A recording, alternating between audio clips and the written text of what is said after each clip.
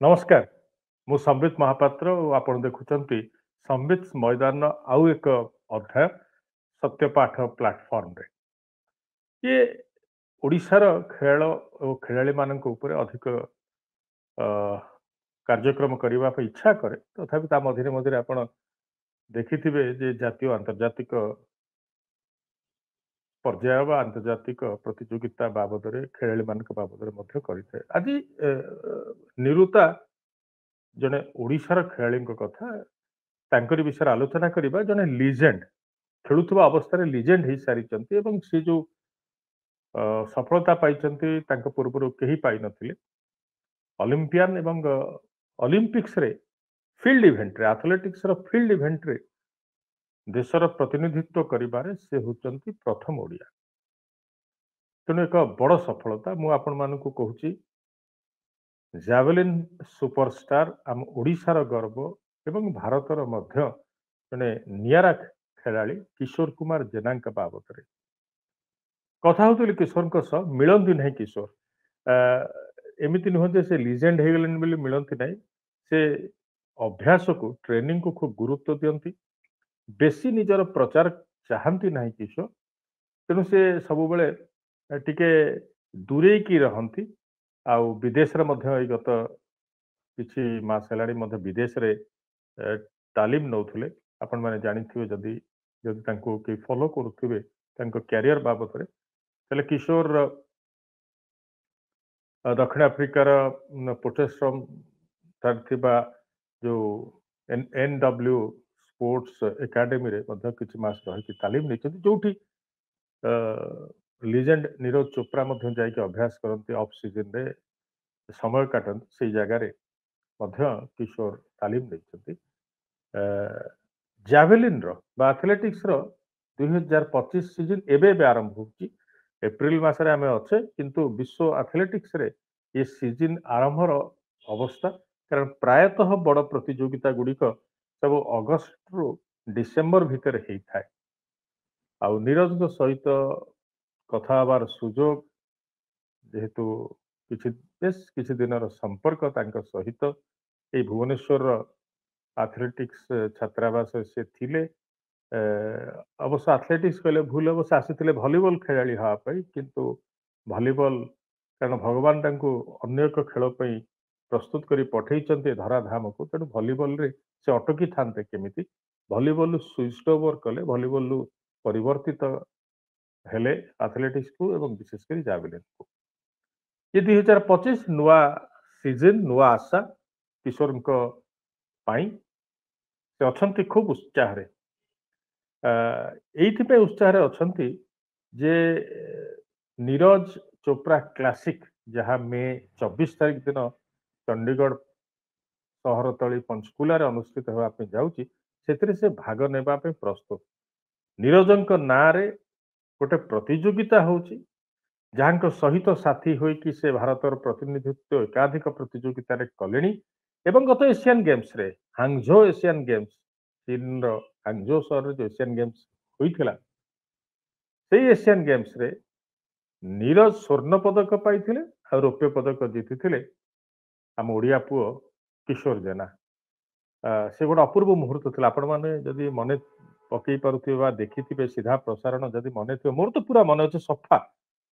आखिर नाचुची आपण सहित कथा होला बेले एक समय से जो चली जावलिन इवेंट पुरुष वर्गर एक समय स्वर्ण पदक दाबीदार है कि नीरज को पछरे पके किछि समय किछि मुहूर्त किछि क्षण स्वर्ण पदक दाबीदार भाव में थिले बा एक नंबर स्थान रे किछि समय कटई थिले किशोर सेतबेलर जो भावना सेतबेलर जो खुशी ये कौन भाषा रे व्यक्त करि हबनी नीरज अछंती पछरे आम किशोर अछंती आगरे नंबर वन ने बा स्वर्ण पदक स्थिति रे थिले अवश्य परे लिजेंड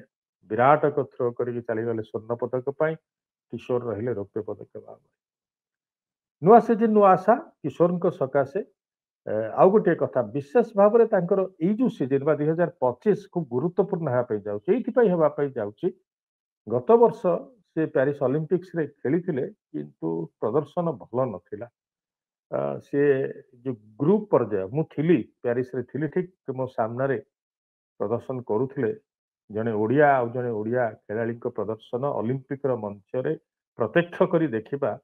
ये एक ऐतिहासिक मुहूर्त थिला मो पई एवं नीरजंग पई मध्य थिला एते बड़ स्टार मानक भितरे प्रथम ओलंपिक्स रे तांकर भाग नबा किंतु सेतरे से विशेष भल करि पार नथिले नवम स्थान रे ग्रुप रे रही करी सी आ मेडल राउंड पे सुजोग पाई नथिले एवं जेतेबेले मेडल राउंड सरीगला शेष जो तालिका है खेल मानकर प्रदर्शन से 18तम स्थान रे रही प्यारिस ओलंपिक्स रे भल प्रदर्शन करते 81 मीटर को मध्य से छुई पारि नथिले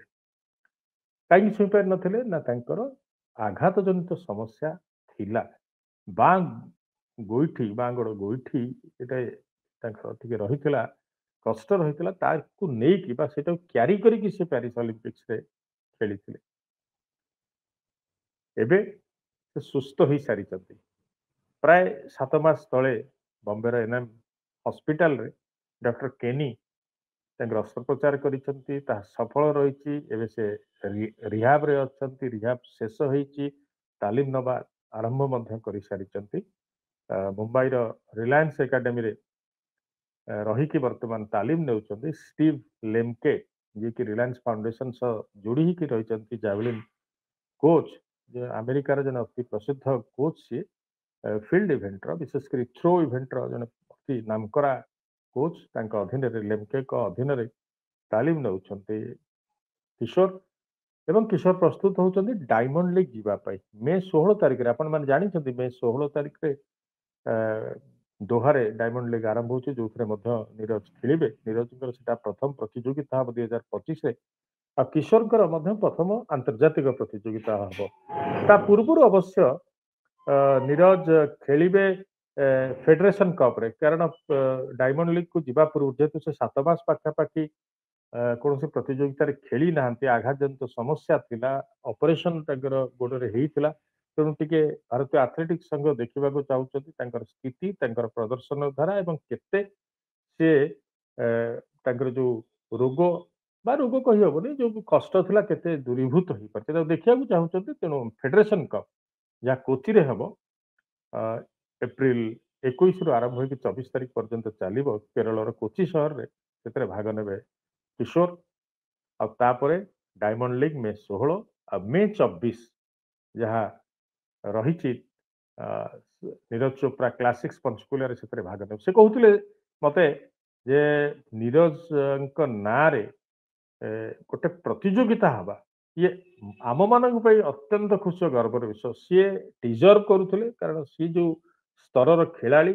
एवं केवल भारत में नुहे सारा विश्व में जाभेलिन को लोकप्रिय करदी कहीं यही निकट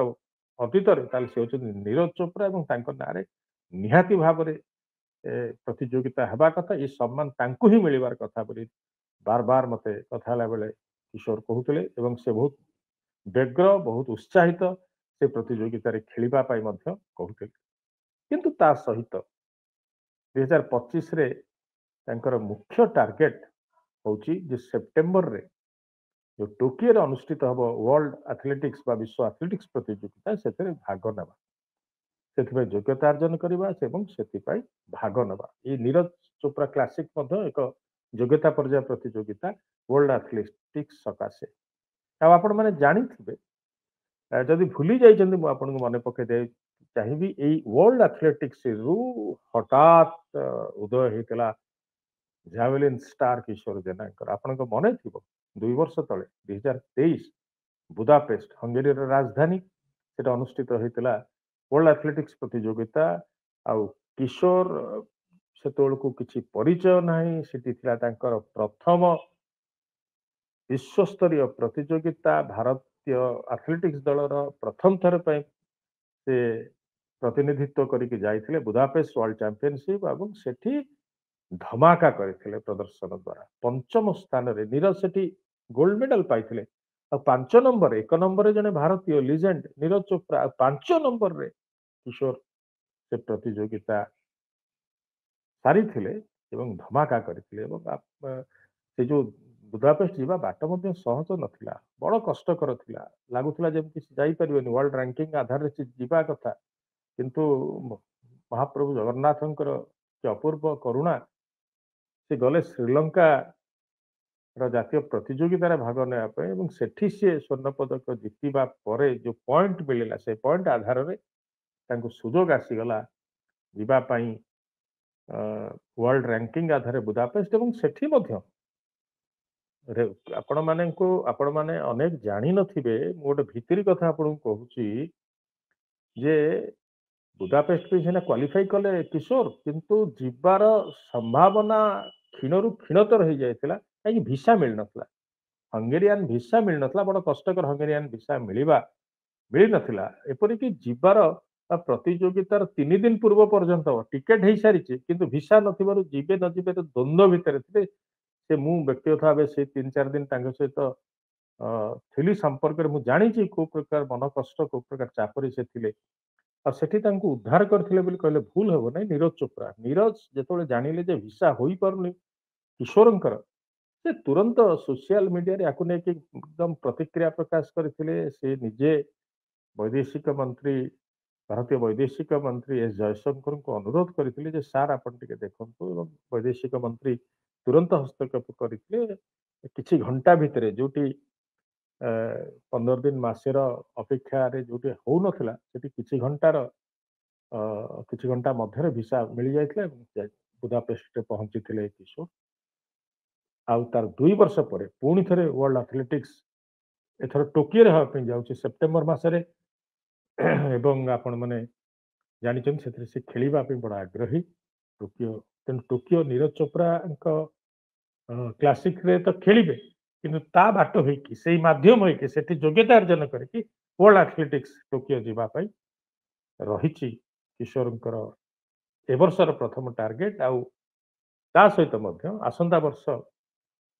ଜାପାନରେ ଏସିଆନ ଗେମ୍ସ ଅନୁଷ୍ଠିତ ହେଉଛି ଗତ ଏସିଆନ ଗେମ୍ସରେ ରୌପ୍ୟ ପଦକ ଜିତିଥିଲେ ଏଥର ଏସିଆନ ଗେମ୍ସ ପାଇଁ କେମିତି ଯିବେ ସିଏ ମଧ୍ୟ ଏକ ପ୍ରସ୍ତୁତିର କଥା କିନ୍ତୁ ଏ ସବୁ ଭିତରେ ତାଙ୍କ ମନରେ ରହିଛି ଯେ ଗୋଇଠି ଆଘାତ ଜନିତ ସମସ୍ୟା ଯୋଉ କଷ୍ଟ ଥିଲା ଗତ 1.5 ବର୍ଷ ଧରି କଷ୍ଟ ଭିତରେ ଯୋଉ ପ୍ରଦର୍ଶନ କରିଥିଲେ ସେ କେମିତି ଅଛି ଅପରେସନ ଭଲ ହେଇଛି ସେ ପୁଣି ଖେଳଧାରାରେ ରହିଛନ୍ତି ଅଭ୍ୟାସ କରୁଛନ୍ତି କିନ୍ତୁ ମନ ଭିତରେ ପ୍ରତିଯୋଗିତା ବେଳେ ପୁଣି କଷ୍ଟ ଆସିଯିବ କି ତେଣୁ ଗୋଟେ ମାଇଣ୍ଡ ସେଟ୍ ଯୋଉ କହନ୍ତି ଯେ ମତେ ସେ କହୁଥିଲେ ଯେ ମୋର ଯୋଉ ମାଇଣ୍ଡ ଭିତରେ ମନ ଭିତରେ ଗୋଟେ କେମିତି ଗୋଟେ ପଶିକି ରହିଛି ସେ କଷ୍ଟ କଥା ତେଣୁ ଫେଡେରେସନ କପରେ ମୁଁ ଖେଳିଦେଲେ ମୋର ସେ ମନ ଭିତରୁ ସେ ଆଶଙ୍କା ଦୂର ହେଇଯିବ ତେଣୁ ଫେଡେରେସନ କପରେ ଭଲ କରିକି ମୁଁ ଯିବା ପାଇଁ ଚାହୁଁଛି ମେ 16ର ଡାଇମଣ୍ଡ ଲିଗ୍ ଦୋହା ଯିବା ପାଇଁ ଓଡ଼ିଶାରେ ଜାଭେଲିନ ର ତାରକା ବେଶୀ ନଥିଲେ ଖୁବ ଜଣେ ଦି ଜଣ ମହିଳାରେ ସୁଷମା ବେହେରାଙ୍କ କଥା ଆପଣ କହିପାରିବେ ସେ ସଫଳତା ଅର୍ଜନ କରିଥିଲେ କିନ୍ତୁ ଏସିଆନ ସ୍ତର ପର୍ଯ୍ୟନ୍ତ କିନ୍ତୁ ବିଶ୍ୱ ସ୍ତର ପର୍ଯ୍ୟନ୍ତ ଜାଭେଲିନ ଭଳିଆ ଓଡ଼ିଶାରେ ବେଶୀ ପ୍ରସାର କି ପ୍ରଚାର ନଥିବା ଏକ ଇଭେଣ୍ଟକୁ ନେଇକି କିଶୋର ଯେପରି ଭାବରେ ବିଶ୍ୱ ସ୍ତରରେ ପହଞ୍ଚି ପାରିଛନ୍ତି ଏସିଆନ ଗେମ୍ସର ମେଡାଲ ୱାର୍ଲଡ ଆଥଲେଟିକ୍ସରେ 5ମ ସ୍ଥାନରେ ରହିବା ଇଏ ଏକ ଐତିହାସିକ ସଫଳତା ଅଭୂତପୂର୍ବ ସଫଳତା ଏବଂ ଓଡ଼ିଶାରେ ଜାଭେଲିନକୁ ଲୋକପ୍ରିୟ ଏବେ କରିକି ବହୁତ ଯୁବ ତାରକା ବର୍ତ୍ତମାନ କିଶୋରଙ୍କ ଭଳି ହେବା ପାଇଁ ଚାହୁଁଛନ୍ତି ସେଟା ବି ତାଙ୍କର ଏକ ପ୍ରଭାବ ତାଙ୍କର ଯୋଉ ସଫଳତାର ତାଙ୍କ ଖେଳର ତାଙ୍କ ମେଡାଲ ଜିତିବାର ଏବଂ ସଫ୍ଟ ସ୍ପୋକନ ଖୁବ ଆସ୍ତେ ଅଳ୍ପ କଥା କୁହନ୍ତି 30 ଛୁଇଁବାକୁ ଯାଉଛି କିଶୋରଙ୍କୁ ସେଭଳି ଅବସ୍ଥାରେ ଇଏ ନୂଆ ସିଜିନ ଆଘାତ ଜନିତ ସମସ୍ୟା ପରେ ସେ ଫେରୁଛନ୍ତି ଏବଂ ଅପରେସନ ପରେ ଫେରୁଛନ୍ତି ତେଣୁ ଏ ଫେଡେରେସନ କପ୍ ଏ ମାସ ଏପ୍ରିଲ 21ରୁ 24 କୋଚି ଆଉ ମେ 16 ଦୋହା ଆଉ ମେ 24 ନୀରଜ ଚୋପ୍ରା କ୍ଲାସିକ୍ସ ପଞ୍ଚକୁଲା ଏ ତିନୋଟି ଇଭେଣ୍ଟ ଏ ତିନୋଟି ପ୍ରତିଯୋଗିତା 2025 କେବଳ ନୁହେଁ 2026 ଅର୍ଥାତ୍ ଏସିଆନ ଗେମ୍ସ ପର୍ଯ୍ୟନ୍ତ କିଶୋର କୁମାର ଜେନାଙ୍କ ଖେଳଧାରାକୁ ନିର୍ଣ୍ଣୟ କରିବ ନୂଆ ଆଶା ତାଙ୍କର ଭର୍ତ୍ତି ହେଇଛି ନୂଆ ସିଜିନ ସକାଶେ ଆଉ ଆଶା କରିବା ବା ସାରା ଓଡ଼ିଶା ଯଦି ତାଙ୍କ ପାଇଁ ଟିକେ ପ୍ରାର୍ଥନା କରିବ ଇଏ ରାଜ୍ୟର ଗୌରବଙ୍କ ସକାଶେ ଯଦି ଟିକିଏ ମହାପ୍ରଭୁଙ୍କ ନିକଟରେ ନିବେଦନ କରିବ ତାହେଲେ ତାଙ୍କ କରୁଣା ନିହାତି ଭାବରେ କିଶୋରଙ୍କ ଉପରେ ପଡ଼ିବ ଆଉ କିଶୋର ଯେମିତି 2023ରେ ଚମକିଥିଲେ ଯେମିତି ହାଂଝୋ ଏସିଆନ ଗେମ୍ସରେ ଚମକିଥିଲେ ସେମିତି 2025 चमकिबे ଆଉ ତାହା 2026 ଏସିଆନ୍ ଗେମ୍ସ ପାଇଁ ତାଙ୍କ ବାଟ ଖୋଲିଦେବ। କିଶୋରଙ୍କର ଏକ ସଫଳ ପ୍ରତ୍ୟାବର୍ତ୍ତନ, ସଫଳ ପ୍ରଦର୍ଶନର ଆଶା ମୋ ମନରେ ମଧ୍ୟ ରହିଛି, କାରଣ ଅତ୍ୟନ୍ତ ଭଲ ପାଏ, ଅତ୍ୟନ୍ତ ଖୁବ୍ ମୋର ନିକଟତର ଖେଳାଳି। ଆଶା କରୁଛି 2025 ମଧ୍ୟ ଚମକିବେ ବା ଚମକିବାର ସୁଯୋଗ ଆଣିଦେବ କିଶୋର କୁମାର ଜେନା, ଓଡ଼ିଶାର କ୍ରୀଡ଼ା ଗୌରବଙ୍କ ଗାଡ଼ି। ନମସ୍କାର।